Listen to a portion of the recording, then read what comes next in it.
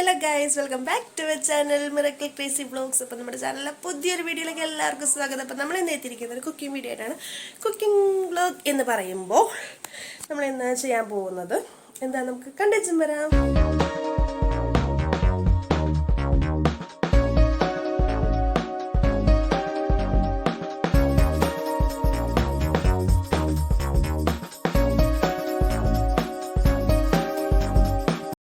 അപ്പോൾ ഗൈസ്, നമ്മൾ ഇന്ന് ചെയ്യാൻ പോകുന്നത് എന്താണെന്ന് വെച്ച് കഴിഞ്ഞാൽ നമ്മുടെ ചിക്കൻ റോസ്റ്റാണ്. നമ്മൾ ഇതുവരെ ഉണ്ടാക്കിയിട്ടുള്ള റെസിപ്പിയിൽ നിന്ന് കുറച്ച് ഡിഫറെൻ്റ് ആയിട്ടുള്ള റെസിപ്പിയാണ്.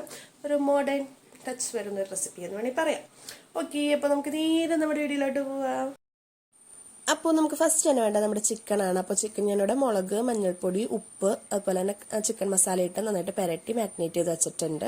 ദെൻ നമുക്ക് വേണ്ട സവാളയാണ്. സവാള ഞാൻ ഒരു 6 സവാള എടുത്തിട്ടുണ്ട്. ദെൻ വെളുത്തുള്ളി ഒരു 10 എണ്ണം, പിന്നെ നമ്മുടെ തക്കാളി വേണം. തക്കാളി ഒരു 5 എണ്ണോ അല്ലെങ്കിൽ ഒരു 3 എണ്ണമൊക്കെ മതി. പിന്നെ പച്ചമുളക് നമ്മുടെ എരിവിന് ആവശ്യത്തിന്, പിന്നെ നമ്മുടെ ഇഞ്ചി ചതച്ചത്, പിന്നെ നല്ല ഫ്രഷ് ആയിട്ടുള്ള കറിവേപ്പില. അപ്പോൾ ഇത്രയാണ് നമുക്ക് വേണ്ടത്. അപ്പോൾ നമുക്ക് ഇനി നമ്മുടെ കുക്കിംഗ് എങ്ങനെയാണെന്ന് നമുക്ക് നോക്കാം. ഓക്കെ, അപ്പോൾ ഞാനിവിടെ നമ്മുടെ ചിക്കൻ ഫ്രൈ ചെയ്യാനായിട്ട് ഇട്ടിട്ടുണ്ട്. അപ്പോൾ ഒത്തിരി ഒന്ന് ഫ്രൈ ആവണം, നമുക്ക് ആവശ്യത്തിനൊന്ന് ഫ്രൈ ആയി വന്നു കഴിയുമ്പോൾ നമുക്കത് എടുക്കാട്ടോ, കോരാം. കണ്ടോ, ഞാൻ ഇത്ര ഒന്ന് ഫ്രൈ ആക്കി എടുത്തുള്ളൂ. ഒത്തിരി അങ്ങ് ഫ്രൈ ആക്കിയിട്ടില്ല, ഒന്ന് ഒരു മീഡിയം ഫ്രൈ ആക്കിയിട്ടുള്ളൂ. ദെൻ ബാക്കിയുള്ള ചിക്കനും കൂടി ഞാൻ വറുത്തെടുക്കുന്നുണ്ട്. അത് കഴിയുമ്പോൾ ഞാൻ ഒരു ചട്ടി ചൂടാക്കാനായിട്ട് വെച്ചു. അപ്പോൾ ഇതിലേക്ക് ഞാൻ ഒഴിച്ചു കൊടുത്തത് നമ്മുടെ ചിക്കൻ ഫ്രൈ ചെയ്തിട്ട് ബാക്കി വന്ന എണ്ണയാണ് ഞാൻ ഒഴിച്ചു കൊടുത്തത്. ഓക്കെ, അപ്പോൾ എണ്ണ നന്നായിട്ട് ചൂടായിക്കൊണ്ടിരിക്കുന്നുണ്ട്. അപ്പോൾ എണ്ണ നന്നായി ചൂടായി കഴിയുമ്പോൾ നമുക്ക് ഇതിലേക്ക് ചേർത്ത് കൊടുക്കേണ്ടത് നമ്മുടെ സവാള. നമ്മൾ അരിഞ്ഞു വെച്ചിരിക്കുന്ന സവാളയാണ്. ഞാൻ പറഞ്ഞത് ഒരു 6 സവാളയോളം സ്ലൈസായിട്ട് അരിഞ്ഞതാണ് ഞാൻ ഇതിലേക്ക് ചേർത്ത് കൊടുക്കുന്നുണ്ട്.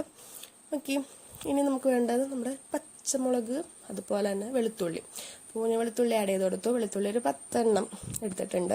അരിഞ്ഞിട്ടില്ല കേട്ടോ, വെളുത്തുള്ളി നന്നാക്കി മുഴുവനെപ്പാടെയാണ് ഇട്ട് കൊടുത്തിരിക്കുന്നത്. ദെൻ നമുക്ക് നമ്മുടെ പച്ചമുളക് ചേർത്ത് കൊടുക്കാം. പച്ചമുളക് നമ്മുടെയൊക്കെ എരിവിൻ്റെ ആവശ്യത്തിന് ചേർത്ത് കൊടുക്കാം. എന്നിട്ട് നന്നായിട്ടൊന്ന് മിക്സ് ചെയ്തൊന്ന് വഴറ്റിയെടുക്കാം. ഒന്ന് ചെറുതായിട്ട് വഴണ്ട് വന്നിട്ടുണ്ട്. ഇപ്പോൾ ഈ സമയത്ത് നമുക്ക് നമ്മുടെ തക്കാളി ഇട്ട് കൊടുക്കാം. തക്കാളി സ്റ്റാർട്ടിങ്ങിൽ ഇടരുത്, ഈ ഒരു ടൈം ആകുമ്പോഴാണ് നമുക്ക് തക്കാളി ഇട്ട് കൊടുക്കാൻ പാടുള്ളൂ കേട്ടോ. അപ്പോൾ ഇപ്പോൾ നമുക്ക് നമ്മുടെ തക്കാളി ആഡ് ചെയ്ത് കൊടുക്കാം.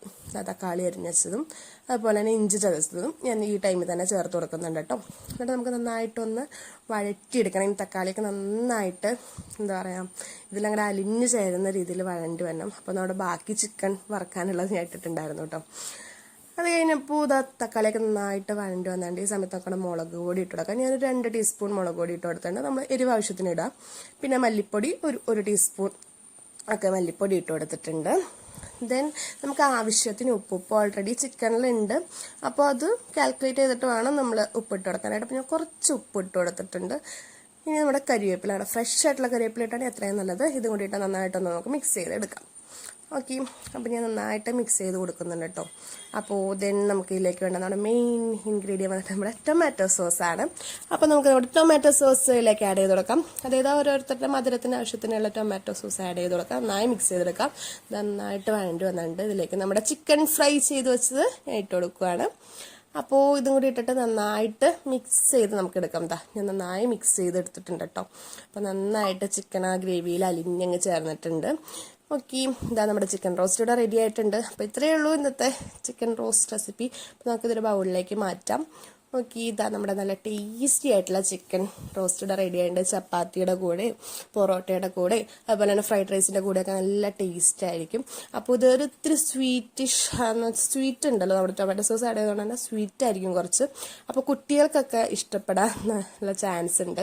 അതുപോലെ തന്നെ ഫ്രൈ ചെയ്ത് വെക്കുന്നതായതുകൊണ്ട് തന്നെ പെട്ടെന്ന് മട്ടിക്കൂല, നമുക്ക് എത്ര വേണമെങ്കിലും കഴിക്കാനായിട്ട് പറ്റും. അപ്പോൾ നല്ല ടേസ്റ്റാണ്. ഒരു സ്പെഷ്യൽ ചിക്കൻ റോസ്റ്റാണ്. അപ്പോൾ എല്ലാവരും ട്രൈ ചെയ്ത് നോക്കണം. ഇങ്ങനെ വയ്ക്കുന്നവരുണ്ടാവാം. ഓക്കെ, അറിയാത്തവരാണെന്നുണ്ടെങ്കിൽ എന്തായാലും ട്രൈ ചെയ്ത് നോക്കണം. ഇതുവരെ വച്ചിട്ടില്ല എന്നുണ്ടെങ്കിൽ, വയ്ക്കാത്തവരാണെങ്കിൽ എന്തായാലും ഇത് മസ്റ്റ് ട്രൈ ആയിട്ടാണ് കേട്ടോ. അപ്പോൾ എല്ലാവരും ട്രൈ ചെയ്ത് നോക്കണം. ചപ്പാത്തിക്കൊക്കെ സൂപ്പർ കോംബോ ആണ്. ഓക്കെ, അപ്പോൾ എല്ലാവരും ട്രൈ ചെയ്ത് നോക്കാം. ഇത്രയേ ഉള്ളൂ. ടാറ്റാ, ബൈ.